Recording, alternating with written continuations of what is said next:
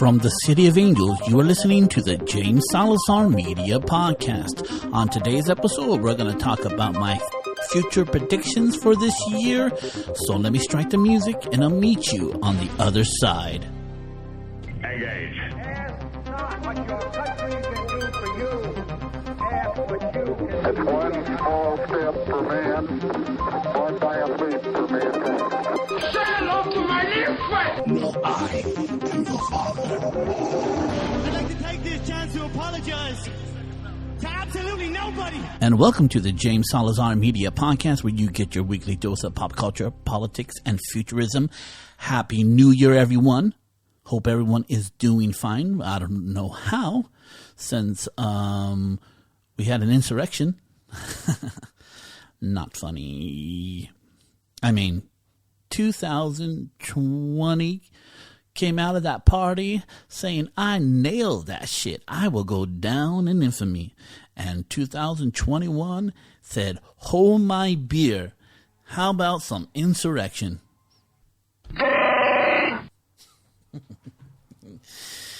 This is what I'm going to say about that. Number one, quickly, so I can get to the predictions. The people who did that were traitors at worst, or misguided and fooled by the president's rhetoric. And to be clear what what happened, Donald Trump had every right to go through the courts and see if he could have things overturned. It was highly unlikely, and every court in the country that listened to his arguments through his lawyers said there's not enough evidence to overturn the election. There might have been fraud, but nowhere near enough to overturn the electoral votes. From that point on, Donald Trump did not accept the reality that he lost and decided to mislead his people to believe that the election was stolen, and along with Giuliani and certain senators like Ted Cruz, and I don't know the other dude's name, kept on perpetrating or insinuating, more for Ted Cruz, that it was possible for those votes to be thrown out, which is not possible, which is not accordance to the Constitution. Mike Pence never had the power to throw out those votes, and he didn't, like a good American. And Donald Trump turned his back on him fairly quickly. And more information is going to come out.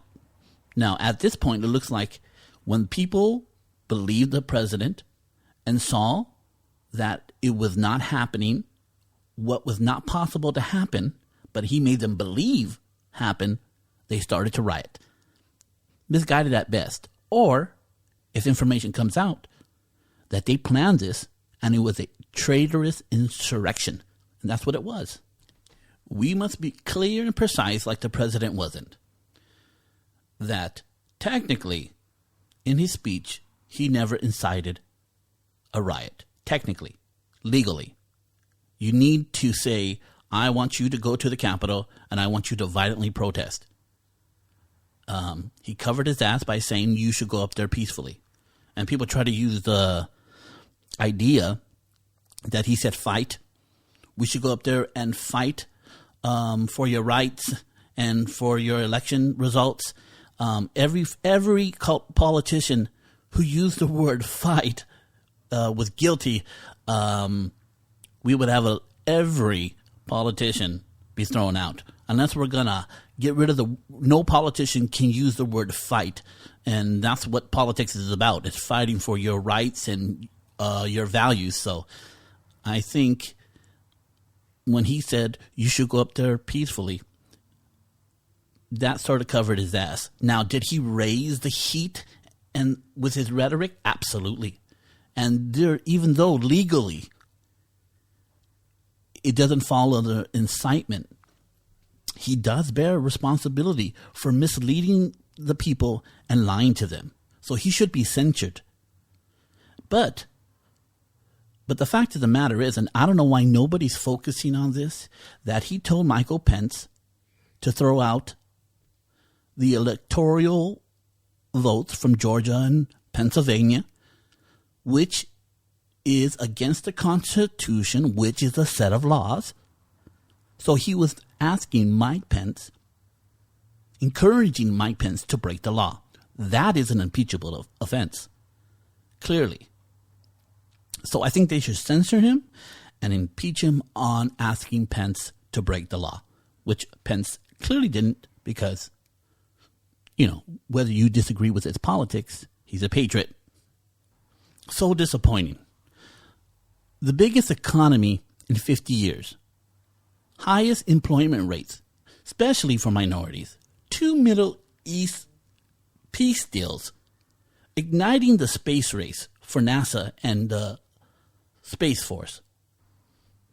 Pretty much pacifying North Korea by just calling the leader, the dictator, a nice guy. Where every other president spent billions of dollars,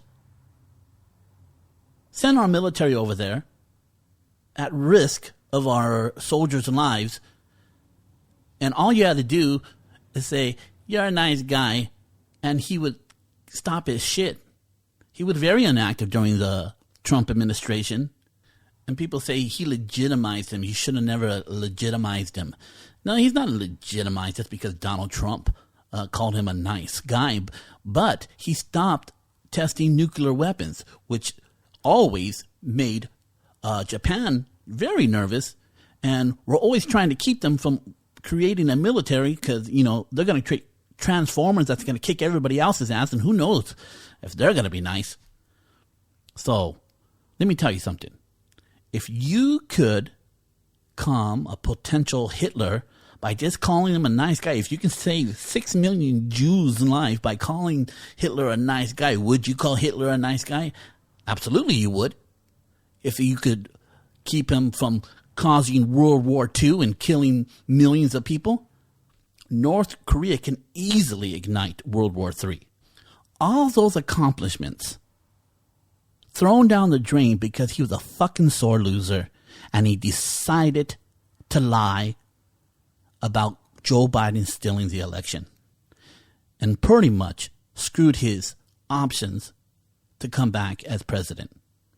How stupid to drop the ball at the 1 yard line with no time left on the clock.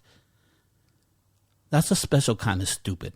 And the Democrats, I was with them, impeach the president for such stupidity, but then they got to go far left and start saying every Trump voter is a racist and a white supremacist. I'm like, what?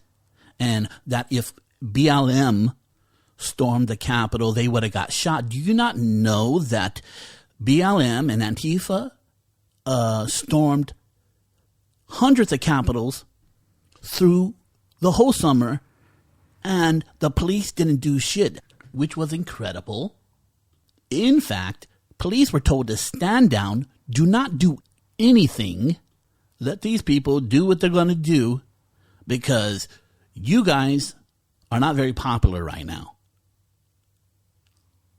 Cops stood by and watched people loot businesses, burn down cities, and they didn't do shit. They even burned down a police department and burned police cars and burned people's businesses, and the police didn't do anything. They were instructed not to do anything. The DC riots, not one person got shot for that 1 month of rioting. The Capitol, one person got shot immediately. Now, that was unarmed, a white woman. You tell me that a cop would have shot an unarmed black woman? The world would go ape shit if that Capitol security shot a unarmed black woman. Oh, we will be hearing it for days. There is video of BLM and Antifa destroying property, vandalizing state capitals, burning down cities, and the police didn't do anything. It is well documented on YouTube. So that doesn't justify what the president did, but I'm not going to be lectured by Democrats because they didn't say shit about it. Joe Biden wouldn't condemn it until the very end of the election. Kamala Harris started a fund that bailed out violent protesters. So I am not going to be lectured by Democrats. And that girl that got shot, that's her fault. She should have never rioted. She should have never tried an insurrection and take over the Capitol building. And she got shot for her troubles. And that's 100% her fault. But like I said, I'm not going to be lectured by Democrats. I mean, everybody boarded up their businesses on election night because there was a good chance Donald Trump was going to win, and they knew that they were going to be rioting in the streets because leftists always riot when they don't get what they want. That's their go-to. But now there's this new conservative movement, I guess, that are going to do the same thing. And let me tell you something.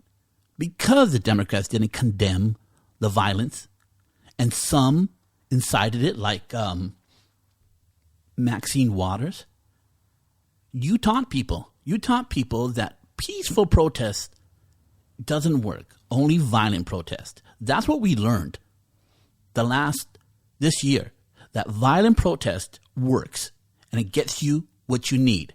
Peaceful protest doesn't work. The Democrats taught us that by not condemning what BLM and Antifa were doing. Now, I realize that the majority of BLM people were peaceful, but you are defined by the most violent of your factions. Just like there were peaceful protests, 90% of the people who went to the Capitol were peaceful. It was just that 10% that stormed the Capitol. So here's my logical deduction. How about we call all violent protest unacceptable, no matter what side it is, no matter what your political affiliation, it is all wrong and it should be condemned evenly. And we shouldn't use these moments like this to further divide each other by calling every Republican and every Democrat complicit with violence. Unless they don't condemn it, people shouldn't be labeled by it. We should no longer accept and consider unpatriotic when you violently protest. And people will say, you can't compare the two. They're totally two different. No. They're just as bad because you probably don't think it's just as bad because it wasn't your city that was burning. It wasn't your business that was burned down. It wasn't anybody you knew who was beaten down in the street. It wasn't your state capital that was rioted and looted. You feel this more because it's linked to the vote to the candidate you wanted to win and won. But those are real people who lost their businesses, who lost their lives, who saw their city burned. To them, it's just as devastating. So let's not marginalize what happened based on how it affects you personally. It's all wrong. It should be all condemned. Until we have that mentality, we're always going to be divided. You can't have two separate rules. These people are okay, but these people are not.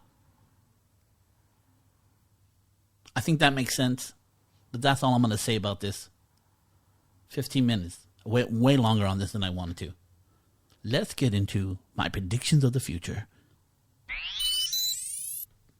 So, my last predictions, last year's, were like literally 100% wrong because I did not predict a global pandemic that would shut everything down. So, I guess I'm not batting 100, but who is during a pandemic? And if you want to check out that podcast where I did get everything wrong, you can. I don't know exactly what number it is, but it's there. Now, there's something. Now that Joe Biden is coming into the presidency, I think the space program is been funded up until people landing on the moon and a trip to Mars. After that, there is no funding left. So I think we're pretty covered, and Elon Musk and NASA have a very aggressive timeline for this to be done, and I'll share that with you right now. But majority of Democrats believe that spending billions of dollars going to space is a misuse of money. It should be given to people who need it the most. It's sort of the same argument that if you defund the police, the money that's going to the police should be given to people in the communities. I don't understand. We're the richest nation on earth. We have a lot of money, especially when we start opening up. We can do it all, people. We can fund the police, and we can get more money into the communities and have the space race and still have money left over. So this either or mentality is not very intelligent. Let's all do it. But people play politics, and people are influenced by lobbyists, whether they be business lobbyists or unions or certain segments of the government. They want to take away money from one area, so it'll be funneled into theirs. Or if their thing does not get approved, they'll start attacking something that has been. So we'll see if Space Force is just a place where people just theorize about space, or are they actually going to go to space? I know they have ideas of creating a spaceship that polices the area, and we're going to need a space force because corporations are going to come up and start mining and drilling, and we don't know if they're going to bring back crazy shit. We also know if there's a cache that a corporation has, there will be pirates who will want to steal the materials. China and Russia are going to be in space with us, and they're not always fair dealing, so we're going to need a space force so to handle this stuff, and probably the space force will be a moon base, but it's going to need it. All economies will go into space, and that's one prediction, and I think this is an obvious prediction. Elon Musk has a plan to have at least 1 million people on Mars by 2050. So it's very ambitious. Let's see if it's going to happen. But now this is not a prediction, but we're going to have about, let me see here. We're going to have about, 1, 2, 3, 4, 5, 6. Let me just read them off. We're going to have the Starline second crew test mission. We're going to Starliner crew test flight. A Japanese rover ride UAL first Vulcan rocket. Debut of Blue Origin's New Glenn rocket. James Webb Telescope launch. NASA mission. NASA Lucy mission to 8 asteroids. Oh my God. NASA SLS mega rocket launches first moon mission. Russia lunar landing mission at the South Pole. Astroscale space junk cleanup test. So robots going to clean up stuff. Private astronauts flying to International Space Station. Moon landing by Houston. Intuitive Machines. SpaceX first commercial Starship launch to space. New rocket takes flight. 3D printing in space emission. So we got like 14 missions that should go up this year. And in my next headline from the World of Future, I'll go into each one. But what I'm saying, we have 14 missions this year alone, either going to be done this year or early next year, that were all been, COVID gave everybody the opportunity to dot their I's and cross their T's, to retest, to make sure everything's going to happen. So everybody's anxious to do something. And 2021 is going to be the biggest year for space exploration. And this is not a prediction. This is a reality. These are all going up. But I say that all to say this, that if these flights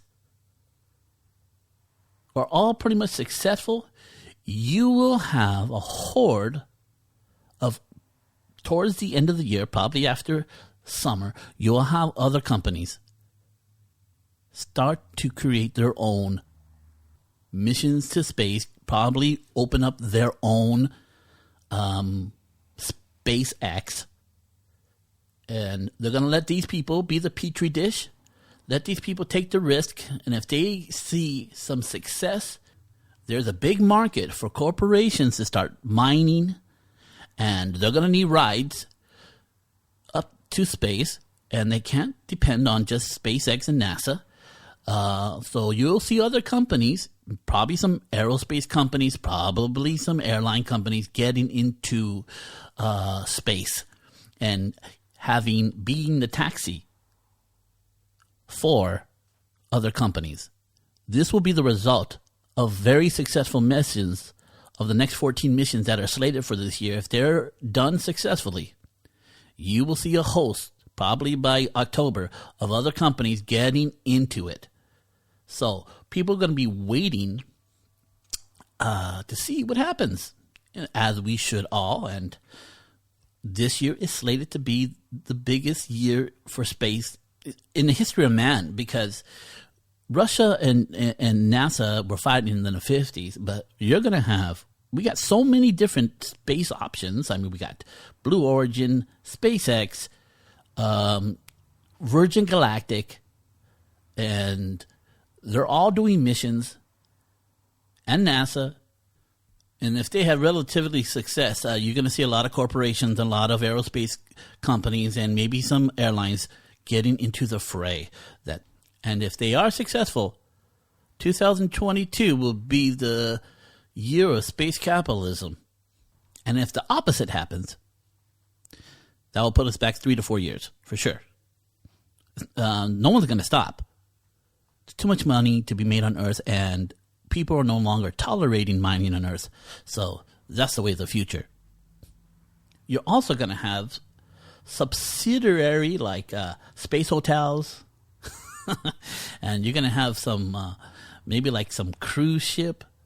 That's probably going. It's not going to happen right away, but you're going to see businesses open up. You're going to see a lot of eclectic type of businesses for space open up, and we're probably going to snicker and laugh at it. But if they're right, they'll be laughing all the way to the bank. You're definitely, Carnival Cruise Line is a multi-billion-dollar company, and they almost make if not more money than Boeing, and it's just where they want to put their money. And if they feel that that's the future, you'll see them, start to move in that direction. If space is a viable place for entertainment, you can't jump into the water, and you can't jump into space. If you can. If you can Tinder off into the moon, that would be pretty fantastic. But that's not going to be for a while. But you're going to see businesses starting up or corporations moving in that direction, especially, places like Norwegian Cruise Line, Carnival, and they're probably going to create a subsidiary department to plan for space cruising.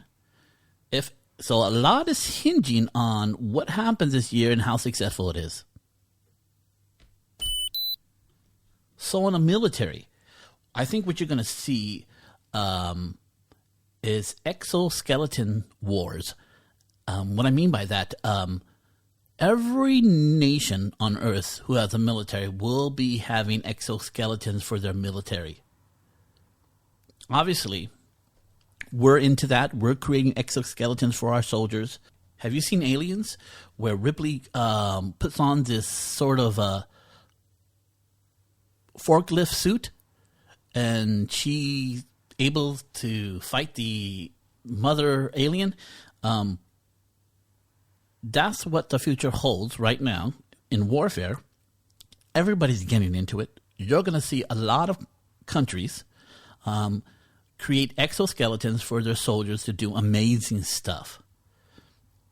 And most competitively, you're going to see the competitive between China, Russia, and America, and Great Britain, and France, maybe Japanese. I mean, I think the Japanese should excel at that. I mean, but you're going to see exoskeleton wars, and people,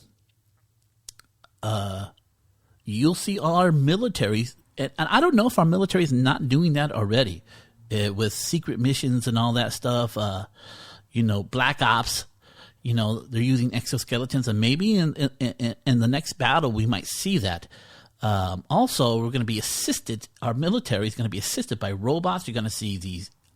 We've been seeing that robot dog that basically can herd sheep. It's so efficient, and it's going to be an amazing scene. Can you imagine our soldiers with exoskeletons and assisted by dogs that carry military equipment and ammo, and drones that can see what's ahead of us? I mean, this is the future of warfare. Just look up Boston Dynamics and see what those robots can do, and see what those robot dogs can do. Pretty amazing. And like I've always said, once they get rid of the soldier and just put a robot there, I mean, what fun for the enemy is it to kill a robot, right? It's just to survive. It will take the anger out of warfare when somebody who does not like your country cannot shed American blood but has to shoot up a robot. It just doesn't do it for them anymore. Why risk their life against a machine when they can't spill American blood? So I think this new warfare will end up saving more lives in the future, and eventually make America and other world powers so dominant in the military sphere of influence and actually being in battles that the rest of the world are gonna probably stop building their military because they can never catch up. I mean, as of right now, we're the most powerful and technologically advanced military, biting that China doesn't steal our technology, and we sort of nip that in the butt. But that's the future. Exoskeletons, you heard it here. They're going to show probably next year.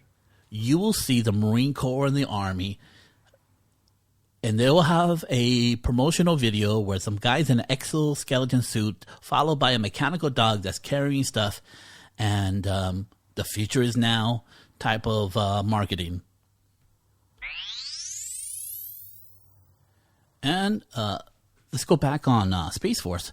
There's going to be some great opportunities. That's where the best military jobs will be.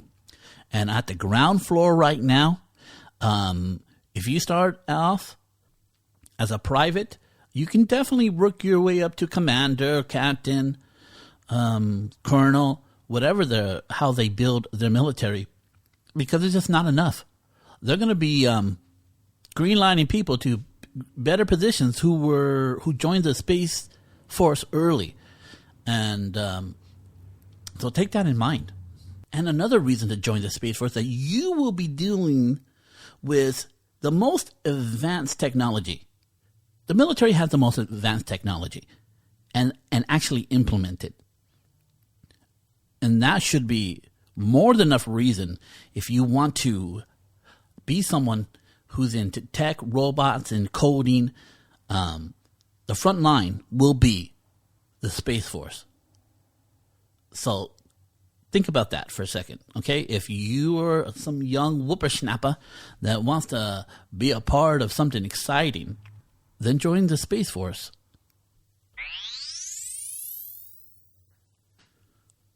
Okay, so let's get into entertainment.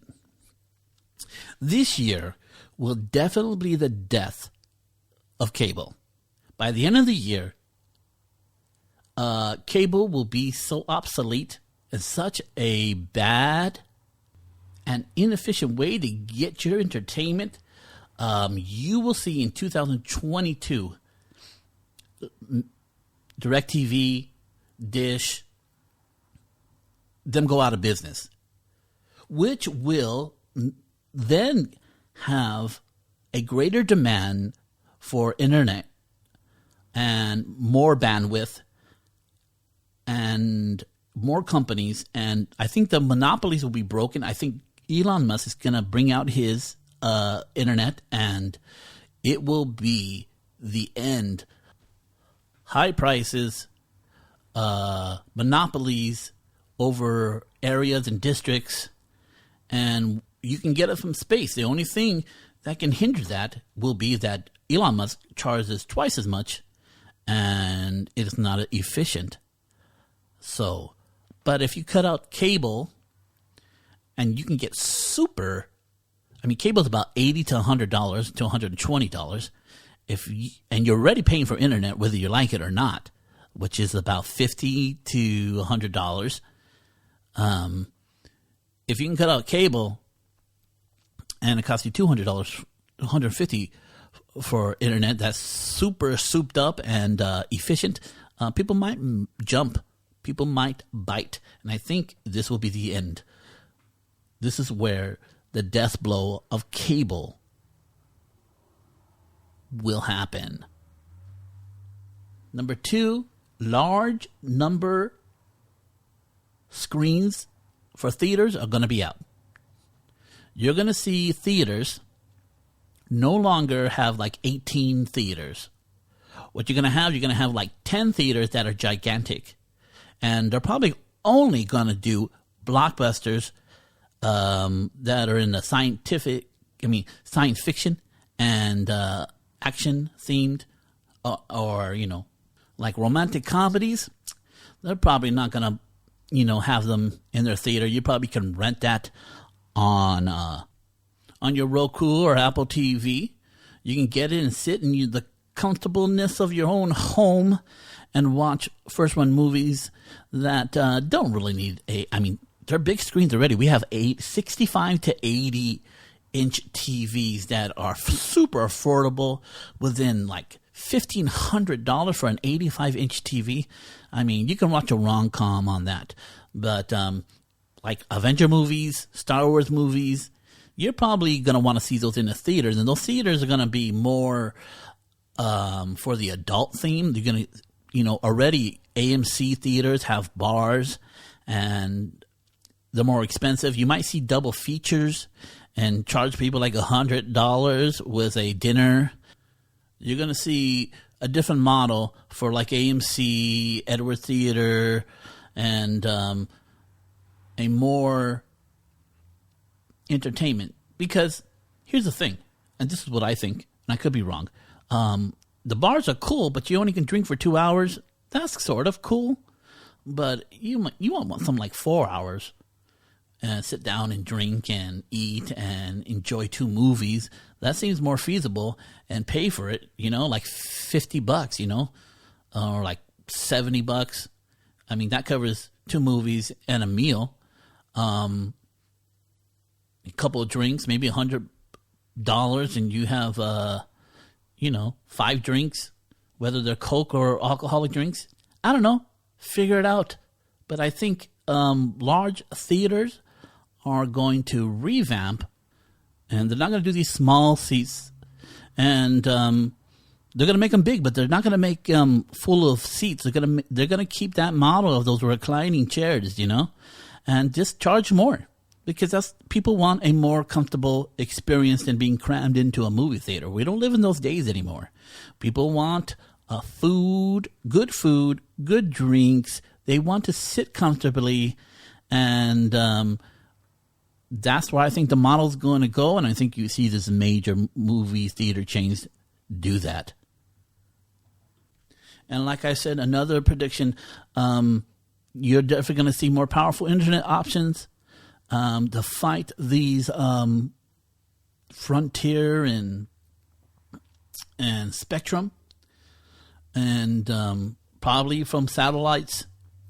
And you'll probably see that implemented by the end of the year. You're going to have those options, and that's going to be good for competition. That's going to be good because of capitalism. More choices makes people compete, and compete always makes things better.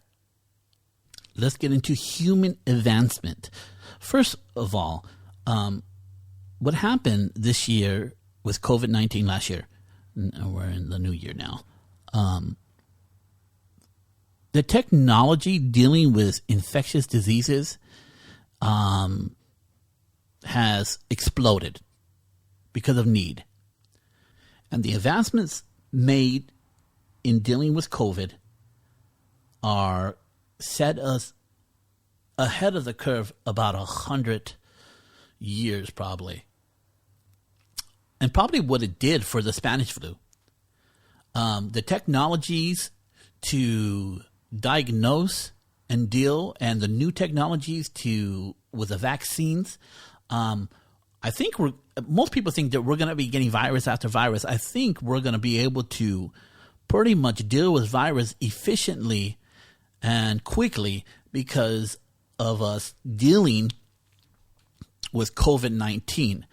And this is not popular, but we dodged the bullet that the infection rate is about 2%. Because if it was more than that, how unprepared we were, millions upon millions of people have died. Now, just about 2 million people have died, which is unacceptable, sad, but the technologies that we gain from dealing with COVID will keep us out of a pandemic, I think, for the next probably 100 years. That's my prediction. I could be wrong, but I don't foresee. I know there's another strain of COVID, but it gets cured by the same vaccine. I don't think we should see any more diseases or viruses coming this year or the next foreseeable future, for a while at least, unless it's created by man and meant not to be cured for purposes of control. But that's going into conspiracy theories, and I try to stay out of them because conspiracy theories have not done well for our society. You will see this year many companies, many people putting RFID chips into their bodies. They don't no longer want to carry a wallet. They don't want to carry an ID. They don't want to carry a bank card. They just want something to read their hand and just go on their day. Right? You can RFID chip, you place it on there, the teller sees your face, and you're able to buy, and it's a brave new world. I think you're going to see a lot of people doing that, and I know for Christians it has many apocalyptic overtones to that because it's predicted in the Bible that the mark of the beast will be on your hand and your forehead, and you won't be able to buy or sell without it. So it has very religious overtones, but most people are not religious enough to even know about that anymore. So you will see people, even Christians, do it unless their pastor is wise to it. But I think that's where the future is going. I think that's going to happen this year. It's probably already happening now. I know there's some businesses that are doing that, and but we'll see if what will hold that back will be stores and markets willing or wanting to do that. I mean, you can do it right now, and you can put in you can put a chip in your arm, and then you can type in your PIN code. But I think people don't want to have to type in anything. They just wanted to have it to be okay, like your Apple Pay.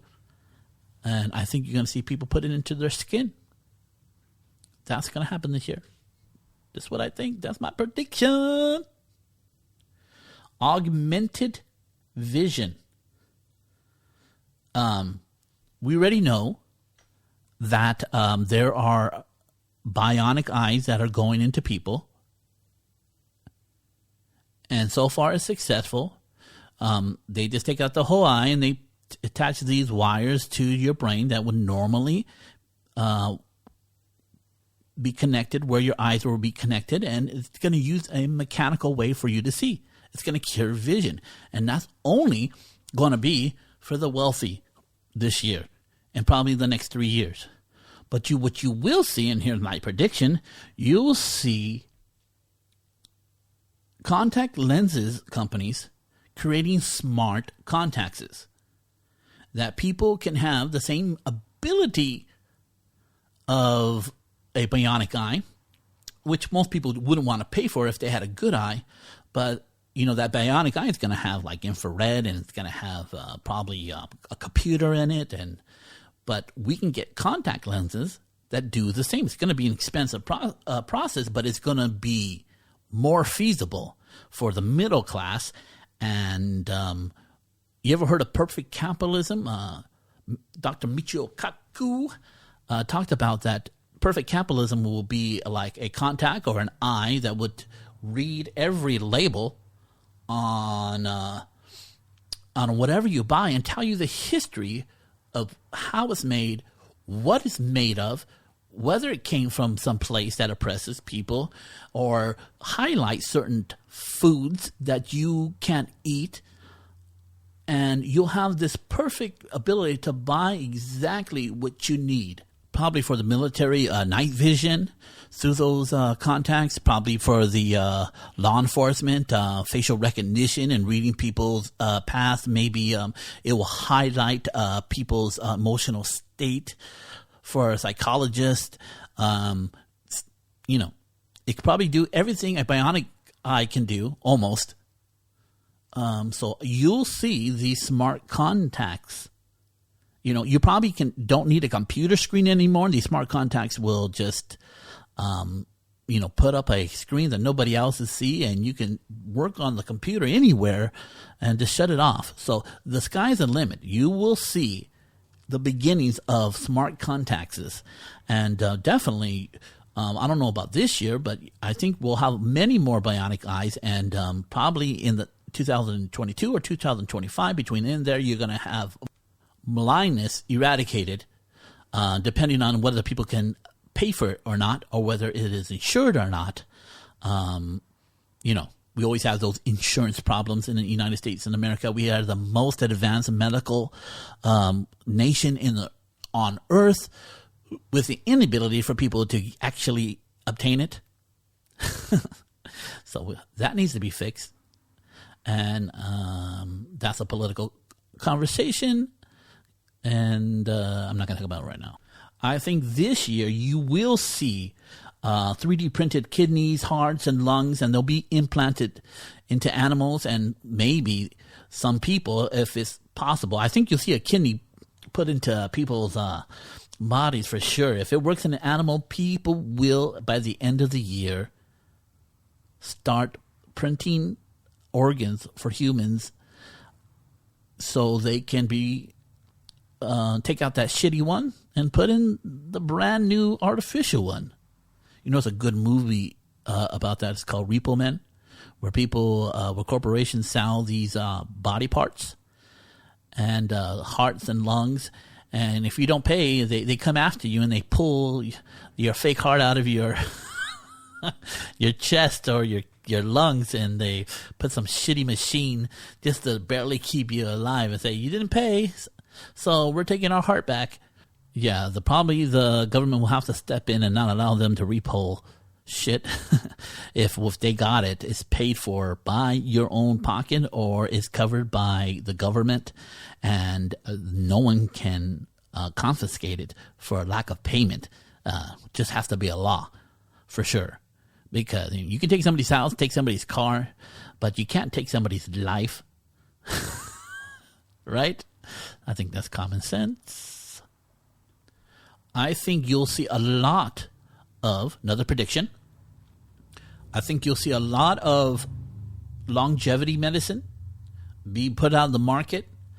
I think a lot of them were tested this year. And you're going to see some things that actually extend your life. And just to be sure, working out, eating right is the best way to extend your life. Just if you do not know, you might take some drug. If you're a couch potato and you're gaining weight and you're eating shitty food, there might be medicines for you that might extend your life, but it's an uphill battle, just to be honest. And but you will see longevity smart drugs that are very precise in what they do, that extend your life. I think you'll see more designer babies come out. Definitely. I think you people see people genetically engineer what kind of baby they want. You will see companies like this, especially if the economy opens up, these businesses will come out. This is what I'm saying. You're saying, well, it doesn't seem like we're nowhere near that, James. That's because we're shut down. Once we shut down, you'll see people saying, well, you want your kid to have blue eyes and you want to take out all these stuff in there, which might have some moral ramifications. You might have certain people who have been oppressed try to change the thing about their baby that has traditionally been oppressed, and that has moral ramifications.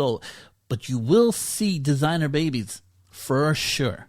You'll also see, another prediction, enhanced sexual organs. I think they will be delving into men who do not like what they were born with,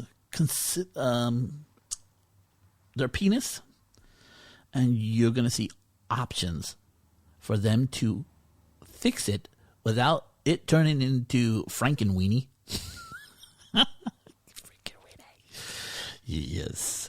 I think this technology has been perfected, especially with trans people who are transitioning. That technology has probably gotten way better, and you will see a push towards men who are not happy with their junk for sure.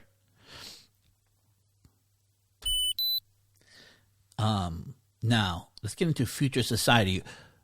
Let's see what happens with social media. It's very unpredictable. I had a prediction, but is what's going on right now that I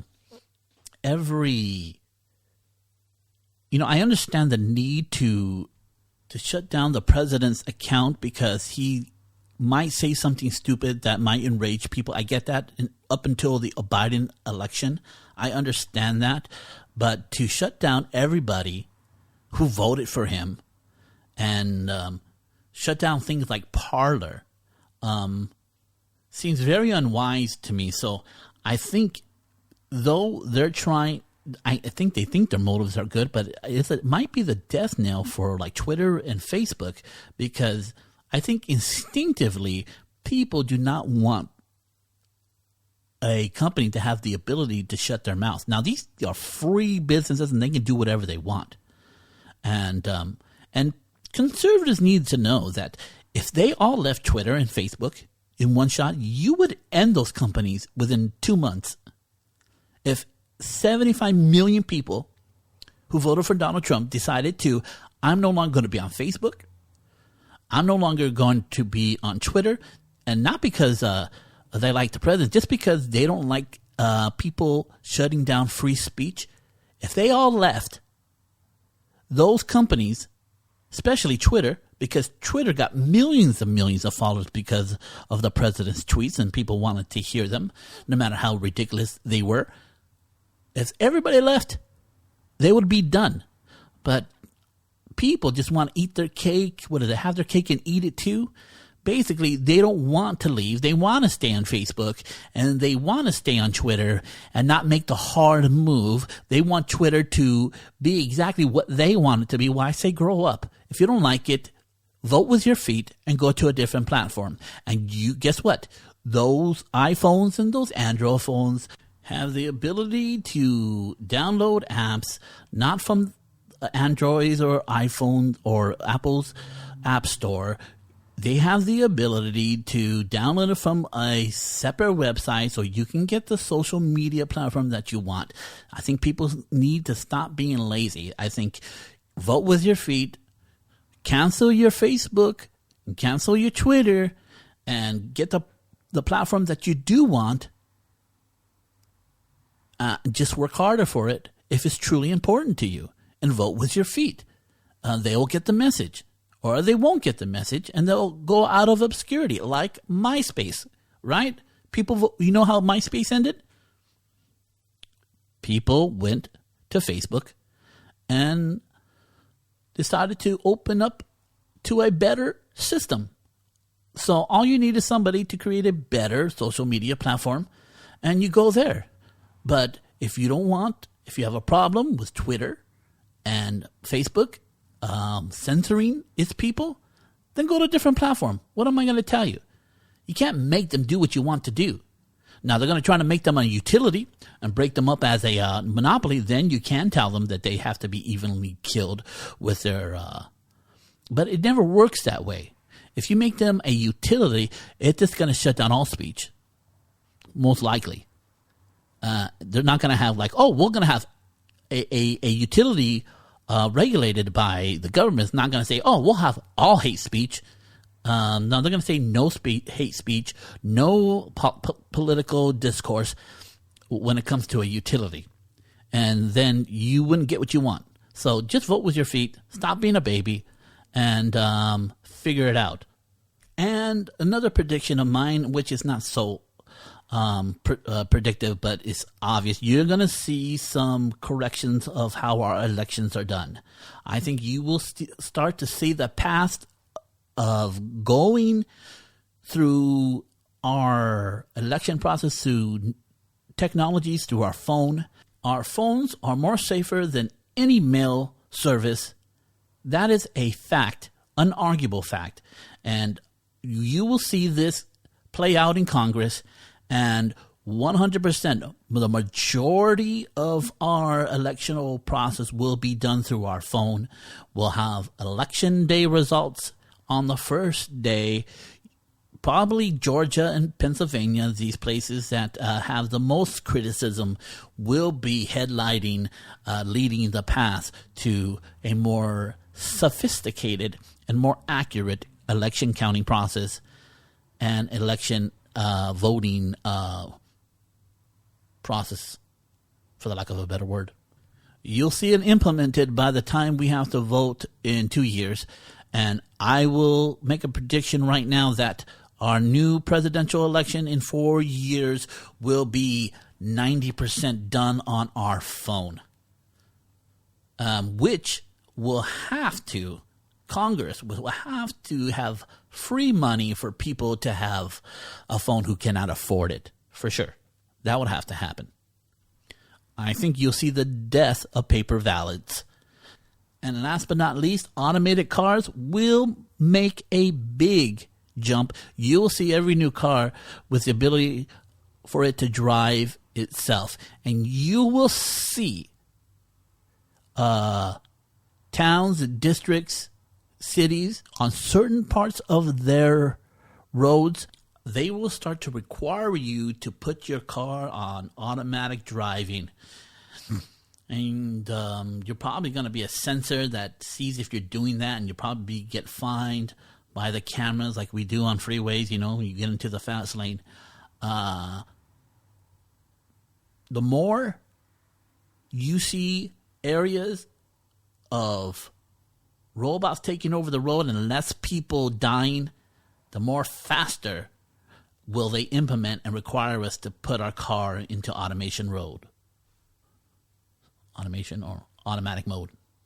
So we'll see more cars with autonomous driving, with the ability to do that. You'll probably see Uber implement more cars with autonomous driving, and probably Lyft as well.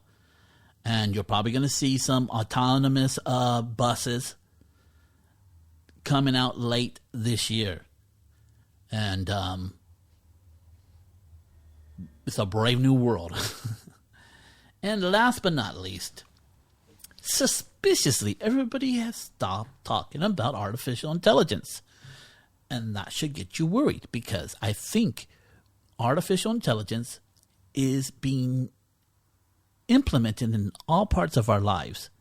And how we do politics, how we do law enforcement, how we do food, how we do restaurants, how we do everything has a artificial intelligence is playing some part on how people implement these things that are traditionally done by humans. And I think artificial intelligence is already here. It's just being very subtle at exposing itself. And I think towards the end of this year and next year, we will be very surprised by what artificial intelligence is in charge of.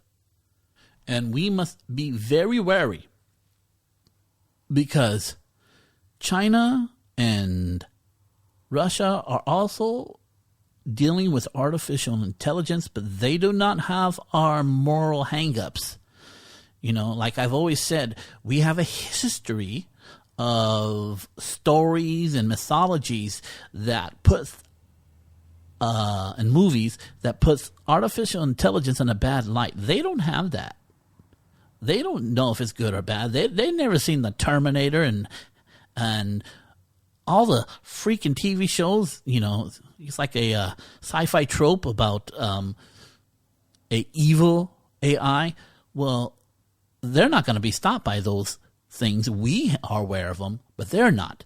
And they're going to put themselves in a position where they are leading the charge of artificial intelligence. And unfortunately, America will have to react by cutting corners. So we need to keep our eye on artificial intelligence and its implementation, and not let our military give it too much power, or our government give it too much power, that it might be too hard to take back. Not because it's bad, it's so implemented in our society, we're just allowing it to exist. And before you know it, there's nothing human about our military or our government. And you know what? Humans are assholes. And if we can come to that conclusion, if an artificial intelligence can come to that conclusion too, and might have some choice words and actions towards us. So let's be smart about it. So, my friends, that's my predictions. I know it's not that many, but I have to see if the economy opens up. I will go over those space programs, those missions, and we'll dissect them and see what they're all about, so we know exactly what's going into space. In my next headlines from the world of futurism. Next one, we'll get about pop culture. I'm going to tell you what I thought about Star Trek and Star Wars and every other TV show that I think is important. So, hey, if you disagree with me on anything I said, if you think I'm far out there and I don't know what the hell I'm talking about, put it in an email at jamessalazarmedia@gmail.com, or put it in wherever you can comment. I will gladly answer and read your comment. Also, if you want to follow me on any of my social media platforms, not mine, but my accounts, just type in James Salazar Media in Facebook, Twitter, Instagram, YouTube, all those places. I should come up. And subscribe to any of my social media platforms. Please subscribe to the podcast. Please subscribe to the... Please leave a review. At this point, leave a shitty review. I don't care. Leave a review, people. Tell me that you're listening. Until then, my friends, as a storm of life come against you and you find yourself on your knees, stand tall. Take a look at that storm and say what my sensei Jack Burton always says. Give me your best shot. Strike the music. Oh, shit, hold on. Damn it. I'm in the wrong area. Bye-bye.